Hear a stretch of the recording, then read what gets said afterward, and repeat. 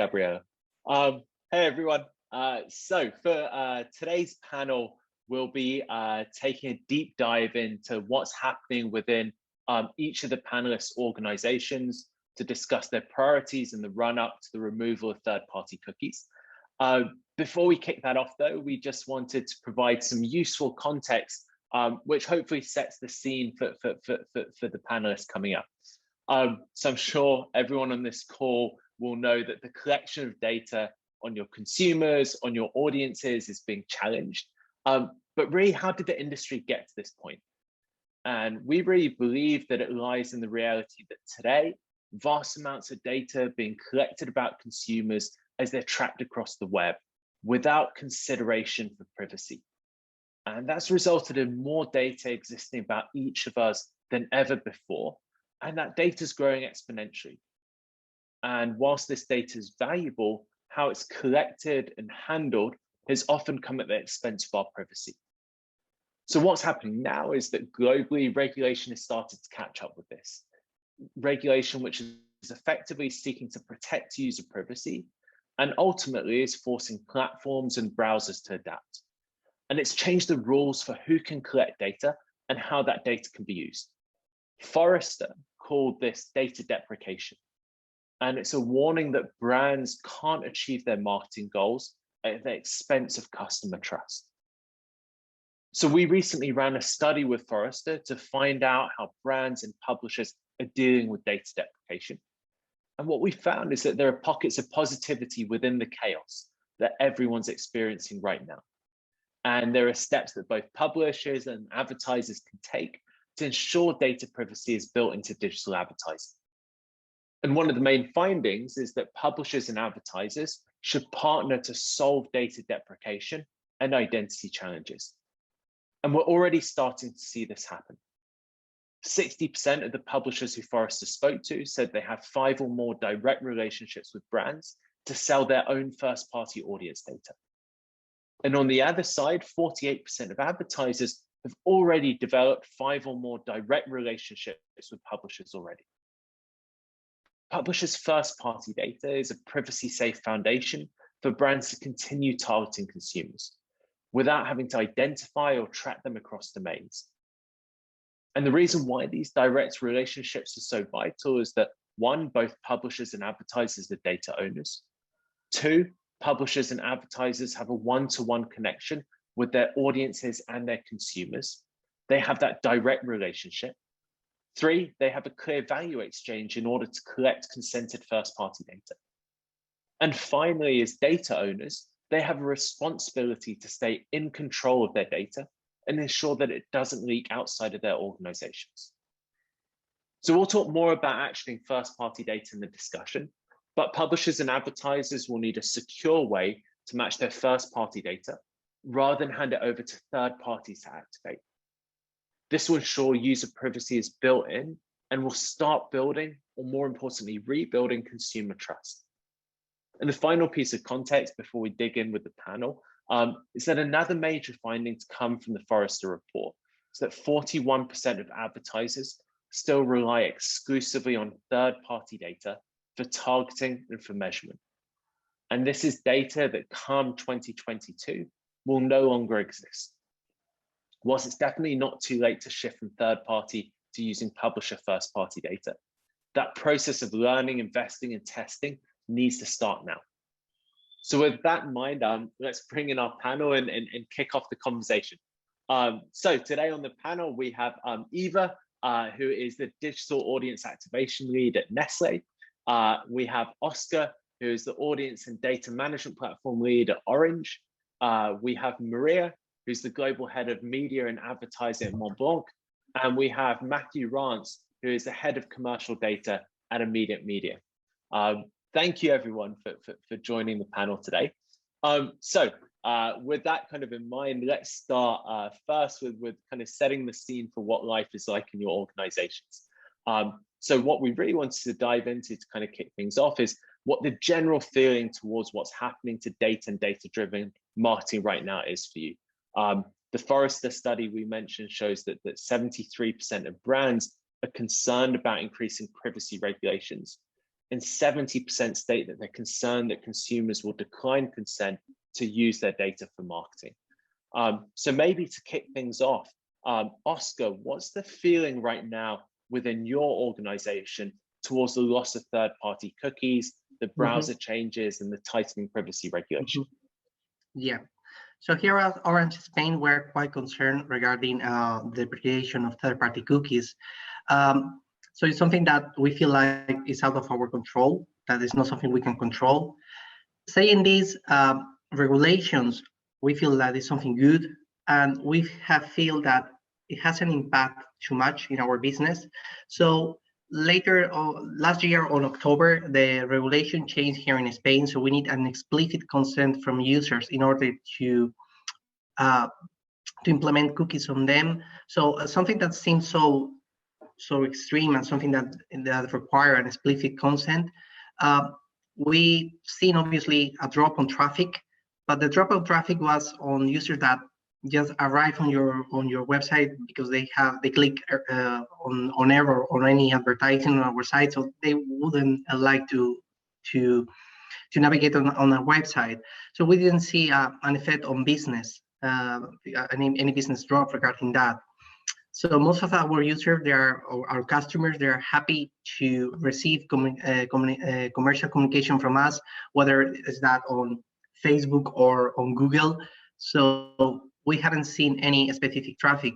Obviously, one of my concerns as a manager, and this is something that is going to be in the future, is the change that ePrivacy is going to do on browsers, that now each domain the user visit has to give permissions to be cookified or whatever you want to call it.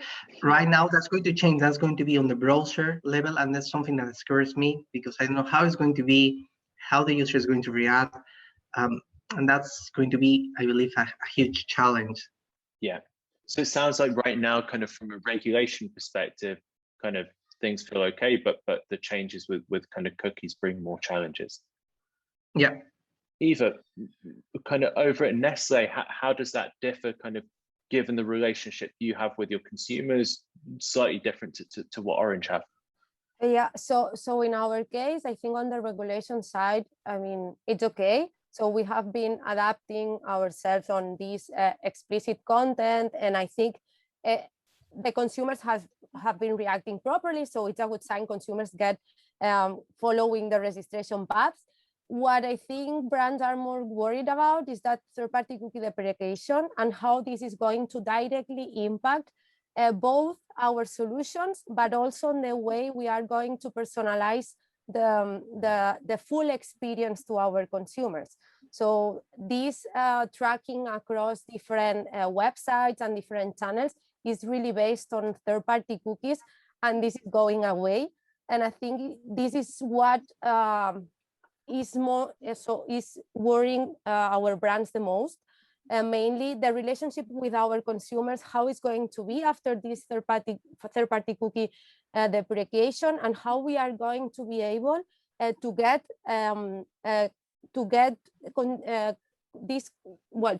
this communication the same with our consumers. So not, I mean, arriving to this, for example, ad fatigue that sometimes happens with all this frequency of the ads, and that's where we should, at least in our case, with all the consumer relationship that we have, where we should focus the most. That it's mainly on how we are sure that without these third-party cookies, our communication and the full journey with our consumers keeps the same.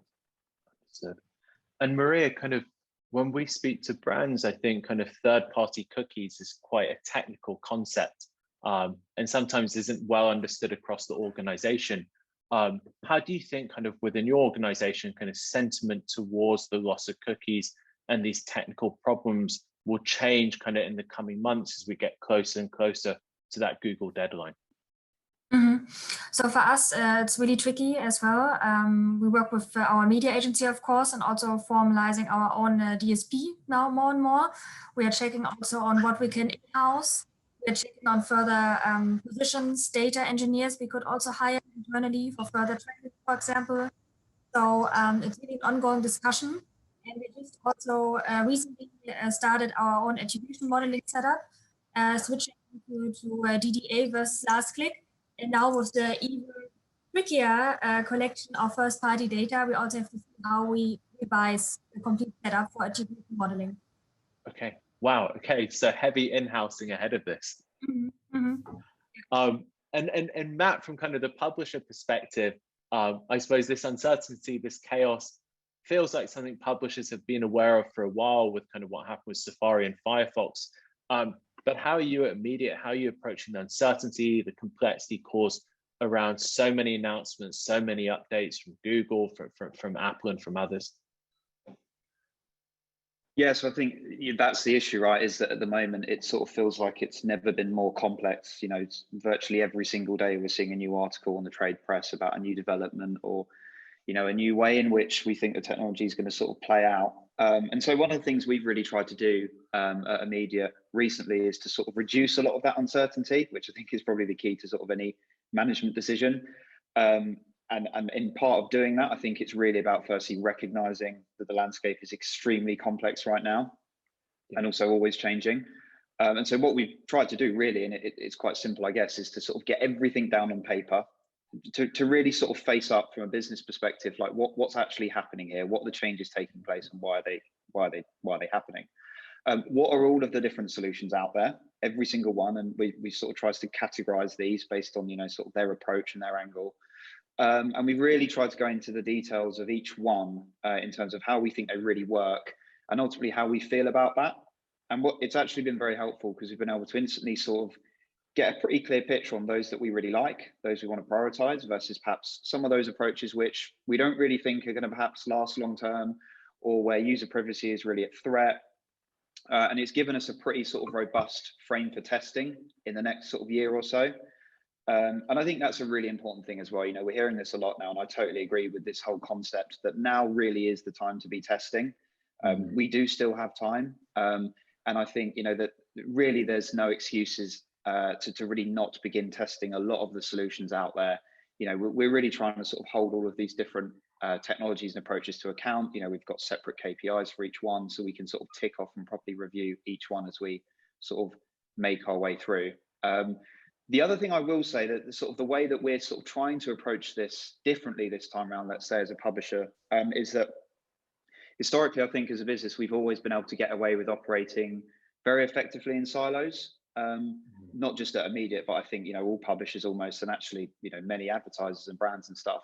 I think really the challenges we face now for the first time really require us to sort of recognize this as an issue, like at an organizational level. You know, prior, it was just Safari that was sort of really limiting identity. Now it's Google. It's kind of essentially the entire market share. And that impacts not just ad revenue, it impacts, you know, some of the other core businesses such as marketing, data, subscription. And so we're really trying to sort of come together as an entire business and recognize actually this is a big issue that we need to face entirely. Yeah, I think spot on. I think the interesting place certainly, which we've seen from the publisher perspective, is publishers have kind of gone through this first wave and felt it quite directly with Safari in a way maybe brands did. And actually, outside of just how publishers install the solution, there's a lot of expertise publisher side, which I feel brands could learn from. I suppose on that note, kind of the publishers who are seeing kind of a growth in campaigns targeted on their own first party data. A lot of the publishers we work with have seen enormous growth in this over the past year. And we're starting to see that shift from brands. They're leaning in. Matt, to your point, they're starting to test and learn with publisher first party data. Does that resonate with you kind of in terms of actually seeing that test and learn budget come through? Yeah, I think it does. Finally, I think we're really getting there now. And, you know, let's recognize that. I think when Google finally came out and made their announcement, I think as an industry, I think we finally recognized, okay, this really is something that we need to sort of address now. I mean, we have seen for quite some time now a very steady and continued growth in our sort of direct campaigns and direct deals where sort of data or audience targeting is at the heart of it. We're starting to sort of successfully get clients out of the open exchange level activity and into sort of those PMP or PG deals where sort of we can offer them much better product really, where data is front and center. I I think the other thing with that in mind, though, you know, my other observation, if you like, from the publisher side, is that I don't think it's enough for us as publishers to just say, because we've got first-party data, you should be working with us. I think there does need to be a sort of nuanced approach. I think it's a bit naive, ignorant, let's say, to just sort of always try and shoehorn in your first-party data solution. And so one of the things we're really trying to do now is sort of have those conversations with agencies, with brands, and understand, you know, well, what really are your KPIs? You know, what are the reasons for you sort of running the activity in the way that you currently do, you know, where you do rely on third-party identity perhaps, and how can we build products using our first-party data that sort of, you know, enables you to continue to do that, let's say, enables you to still deliver against your KPIs and stuff like that. So it's a difficult thing, and I think it does need a very nuanced approach in order to put data at the heart of it. Totally.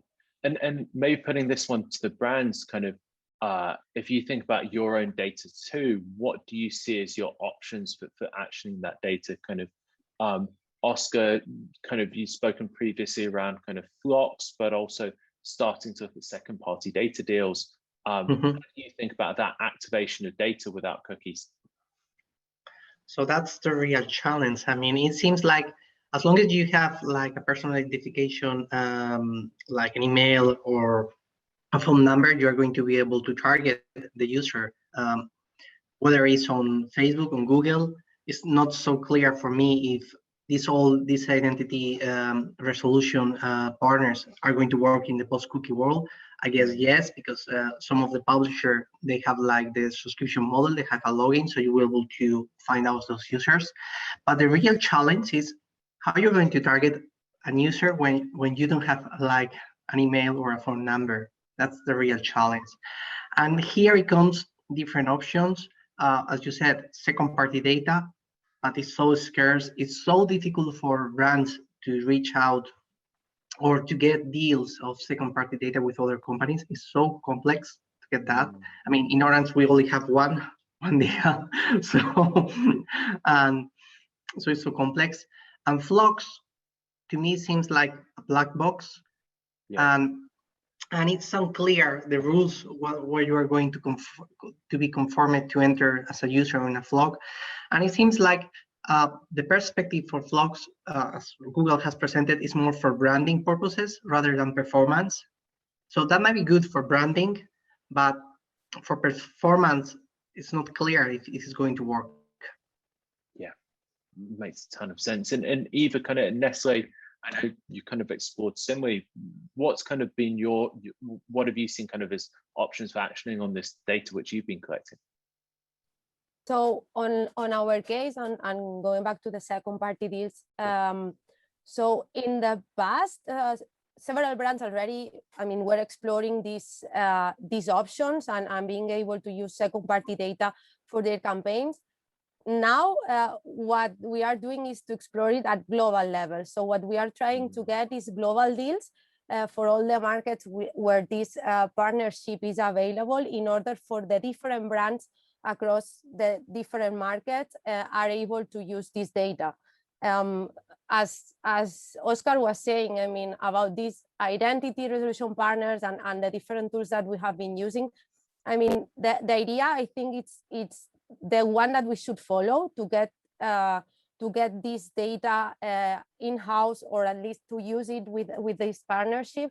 What we have seen so far is it's not that easy. And as Matt was also mentioning about the deals with brands, it's on the side, I think, of the deal, but also on the side of the technology. So we have seen, and we have tried partnership with other second-party vendors, and we have been facing some, I won't say issues, but barriers in order to activate this data in the proper way, as sometimes both sides need to just be using the same technology. So I think it's one of the approaches we should follow.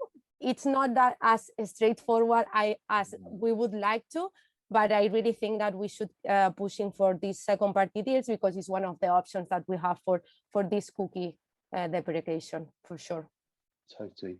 Maria, have you kind of explored second party deals? Have you seen that same challenge which kind of Oscar and Eva spoke around, kind of barriers to actually, from a technology perspective, matching and plugging into second party data? Yeah, completely. So for us, it's really, really a big challenge. how to make use of the data, how to also circle back to the different departments, to the different channels. We were so close to define our ROI, and now we're going back to more segmenting. So what we have done now is that we are also working on direct partnerships with our publishers. So more and more, we want to go more into segmenting approach, contextual targeting, trying to build up as much as possible. But as the others already said, for us to also, for example, let it flow back to Salesforce, to use it for performance is really a big challenge. Yeah, totally. Super interesting. And maybe kind of segueing off that, Matt, what do you see kind of from publisher side, what do you see as the role of technology in terms of helping you to work more closely with brands and kind of meet those requirements around second party data? Yeah, so technology is absolutely vital. I think we're being, perhaps let's say more selective now. We're recognizing, the challenges we face and that we're in a position of strength and that we can be much more selective with the technologies we are partnering with. There are now, some very interesting technologies out there that I think, to the points that have just been made, enable us as a publisher to work in a very direct way with an advertiser, with a brand, where, neither party is required to sort of hand over their data, as it were. We're hearing a lot of very interesting developments at the moment in the sort of clean room space. That's very interesting for us as publishers. And it really does sort of address not just the challenges we currently face with, third-party identity going away, but actually a sort of much older challenge, let's say, where when it comes to data partnerships, historically, either we as a publisher or, the brand or the agency or whoever would have to sort of hand over their data to one of the others, whether that's in the form of sort of us putting some pixels down on our site or, them putting our DMP on their site. And quite rightly, neither would want to do that, right? It's not really a partnership either. It's effectively, me handing over my keys to my house and saying, just come in whenever you like. It's not really a partnership. And I think that's one of the interesting ways that sort of technologies are developing now. These, clean rooms are a very interesting way for us to genuinely work together to find where we have those shared customers and set up sort of really strategic activations and insights off the back of it in a way which is sort of really built for the future, I guess. Yeah, I think what you said is super interesting is privacy almost goes hand in hand with business value for first party data owners, in the sense that you handing your data over to someone else, it's challenging from a user privacy perspective. Also, that it's not great business, like you said, kind of you're giving someone the keys to your house. And actually, there's this really neat intersection, I think, for owners of first party data, where actually privacy really kind of focuses everyone on how do we collaborate in a way which doesn't kind of violate privacy, but also doesn't risk losing business value by giving your data away to someone else. Kind of on that note, I think kind of increasingly everyone here has kind of referenced the need for brands, publishers to keep their data safe, but also ways to work more closely together. Matt, really keen to get your perspective on what you feel the role of data partnerships is, and is there a growing requirement for solutions like clean rooms, Oscar, question for you, which Matt just kind of mentioned, like solutions like clean rooms. Do you see an increasing role for them in data partnerships today? Yes, I mean, data cleaning rooms have appeared very recently. I think the first time I heard about them was when Nielsen had a deal with Facebook in order to audit the video impressions, and it was kind of a couple of years ago. Well, I feel like there are going to start to be more data cleaning rooms out in the market. Google already has one, which is Google Ads Data Hub, which I think is good for attribution, for doing your attribution modeling, bespoke attribution modeling. Also, for brands, that is different. It's going to be interesting in Spain. The banking sector is creating what they call the banking sandbox, which is a data cleaning room where you can upload your users or customer data and see how they profiles in the bank. So that's really interesting for a brand perspective.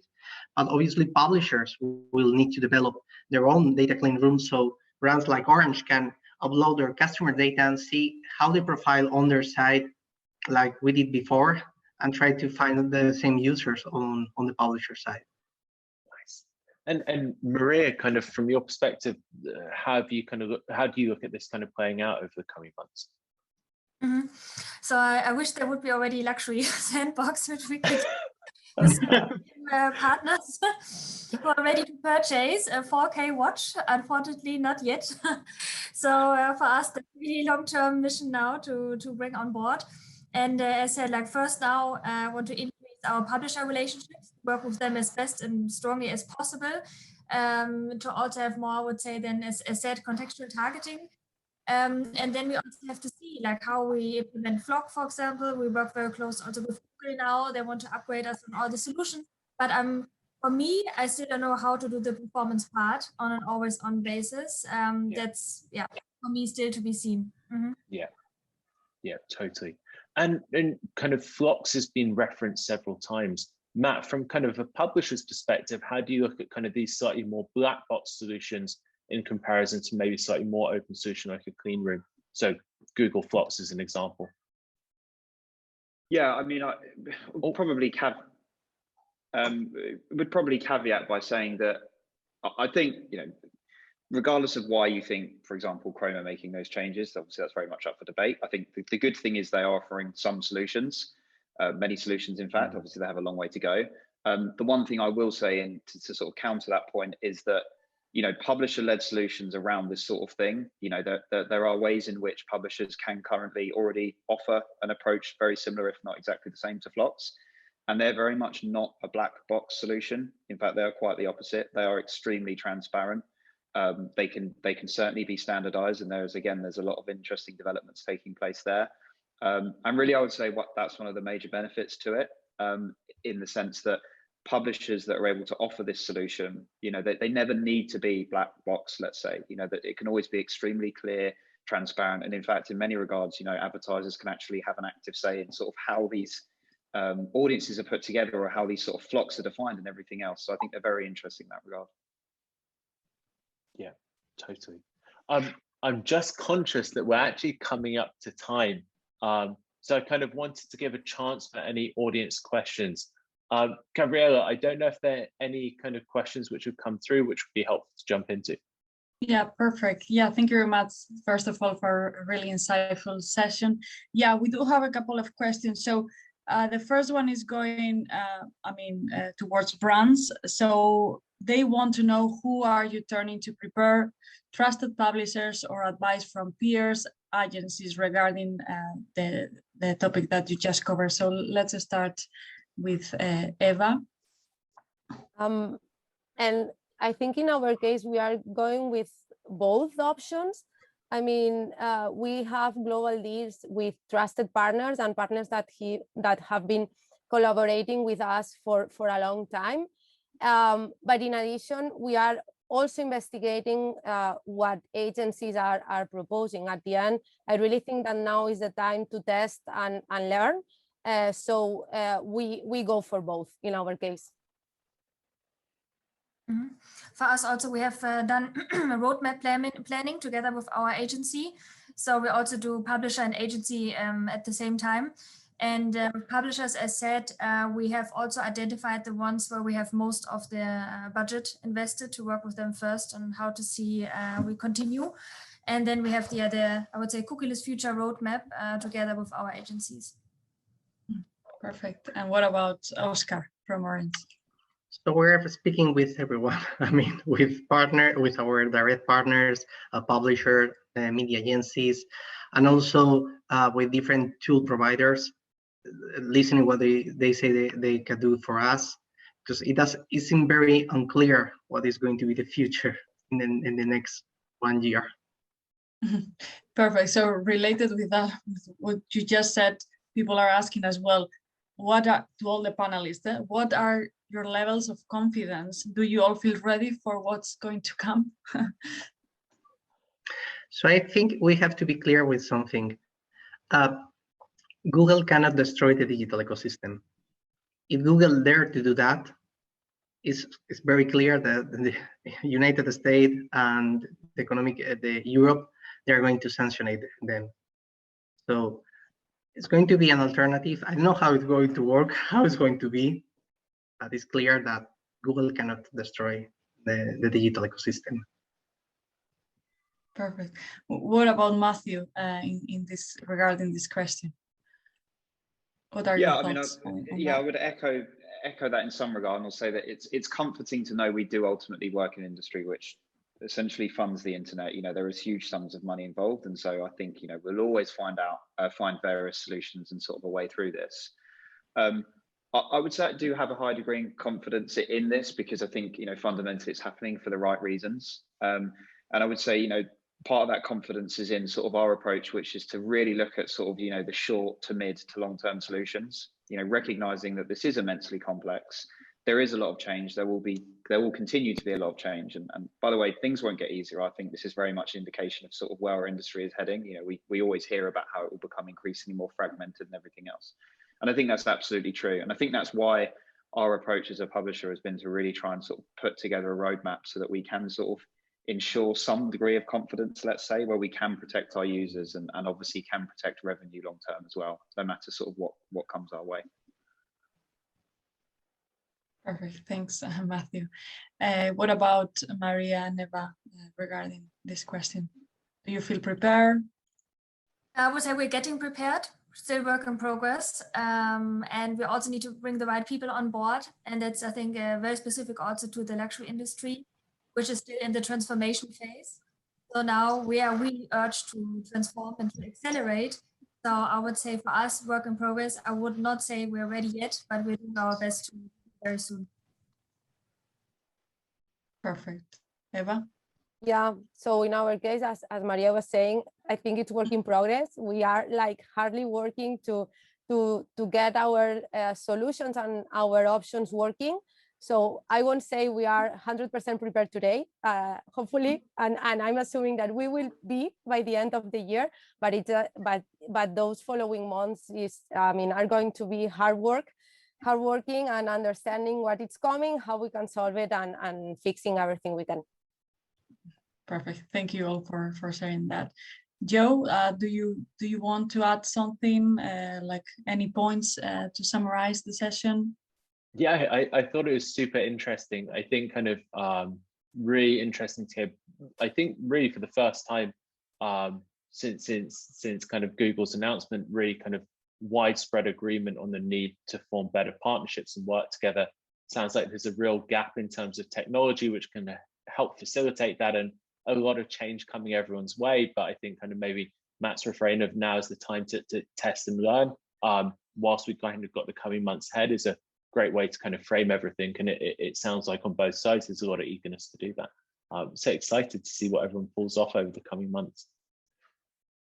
Perfect. So thank you very much all for joining today and blocking the time to contribute to the session. To the audience as well, thank you very much, and don't hesitate to connect with our panelists, but also with Joe Root from Permutive, to get more info about how they are helping brands and agencies and publishers. So thank you all.